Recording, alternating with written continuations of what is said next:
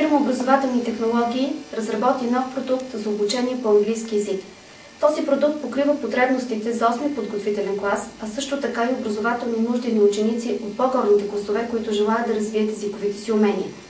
Съобразени с основните езикови норми, които отговарят на Европейският езиков паспорт. Това не е нов учебник по английски език, а модел за учене на езика, който развива главно комуникативните умения. Това са умения за слушане, умения за говорене, умения за писане. Основното предимство на продукта е неговата онлайн разработка.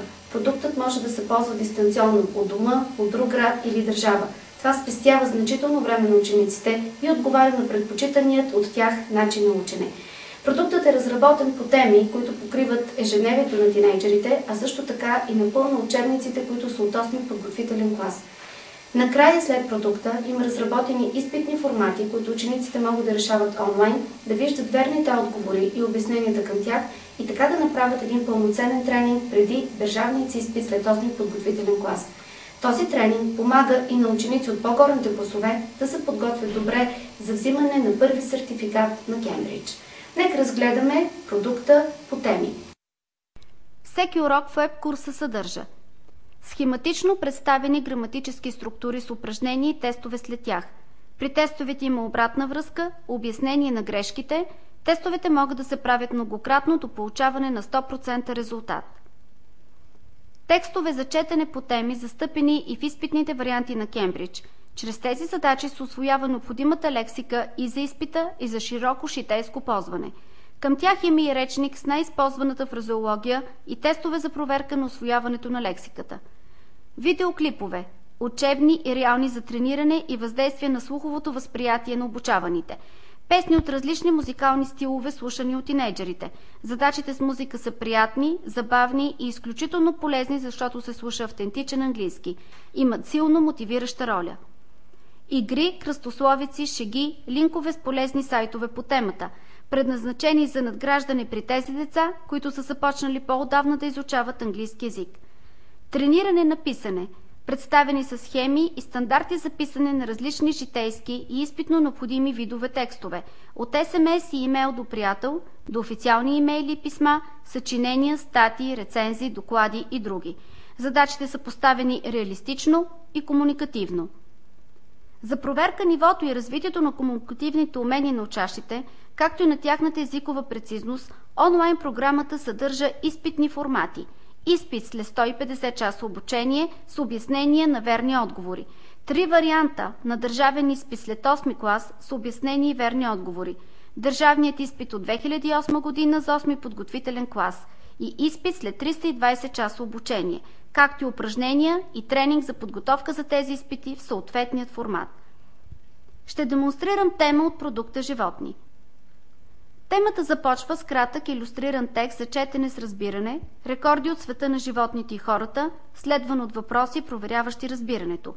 При кликване върху бутона за проверка на отговорите се появява и непознатата лексика. Тестовете за четене с разбиране или слушане с разбиране са въвеждащи в темите. Те стимулират критичното и аналитично мислене. Чрез тях се въвеждат и граматическите структури.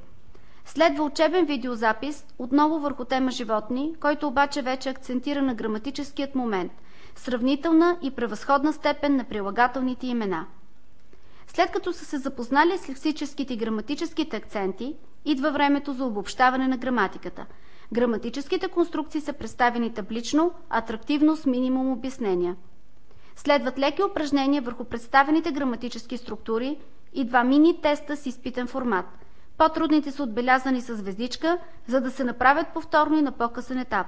При отваряне, освен верните отговори, отново са представени и маркирани основните схеми с правила. Следва песен, използвана в американските училища за представяне на прилагателните имена. Тя е и разтоварваща, и въвежда графично нова серия прилагателни. Тя слага началото на етапа на разширяване на лексика и използване на граматическите структури за сравняване на качества.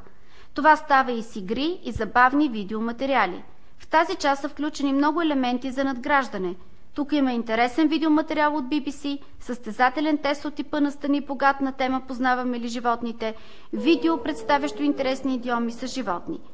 След всички тези свободни и увлекателни занимания, отново следва изпитен компонент – текст за четене с разбиране, текст за слушане с попълване на празни места и текст за слушане, който може да се използва за диктовка.